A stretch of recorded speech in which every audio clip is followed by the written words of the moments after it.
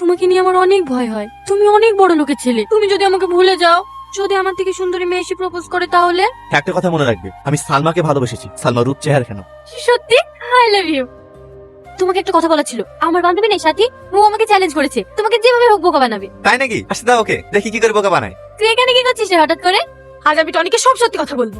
কি বলবে বলো? ছোটবেলায় যখন তোমার আব্বা তোমাকে আমার কাছ থেকে ছিনিয়ে নিয়ে যাচ্ছিল, তখন তুমি চিৎকার করে বলেছিলে, আলমা আমি তোমাকে জীবনেও বলতে পারবো না। তাহলে আজ তুমি কি করে আমাকে ছেড়ে বলে গেলে? বিশেষ করে টনি, আমি সালমা, ও সাথী। সালমা, তোমার বান্ধবী তো ভালো অভিনয় করতে পারে গো। আমার চোখের পানি তোমার কাছে অভিনয় মনে হলো টনি। তোকে বলেছিলাম না সাথী, আমার সঙ্গে চ্যালেঞ্জ করে তুই কোনোদিন জিততে পারিসনি, আর পারবিও না। চলো, আমাদের আবার লেট হয়ে যাচ্ছে। আব্বা, কি হলো দাঁড়িয়ে থাকলে যে? আসো। কে মেয়েটা? চিনতে পারছো না আব্বা? সালমা।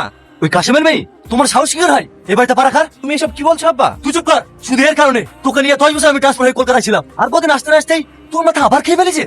আর কত বছর ওকে ওকে জানে না এই চোরের বংশকে আমি একদম সহ্য করতে পারি না। ওর আব্বা যদি কোনো অন্যায় করে থাকে তাহলে এর কি তো? একদম এর ব্যাপারে সবার কাছে আসবি না, বেরিয়ে যায় এখান থেকে। এই এলাকায় হাজারো মেয়ে আছে, ওর এই বড় লোক টাকা পছন্দ করবি, তার সঙ্গে তোর বিয়ে দেবো। যে চোরের মেয়েকে আমি বাড়ির বউ হিসাবে মেনে নেবো না।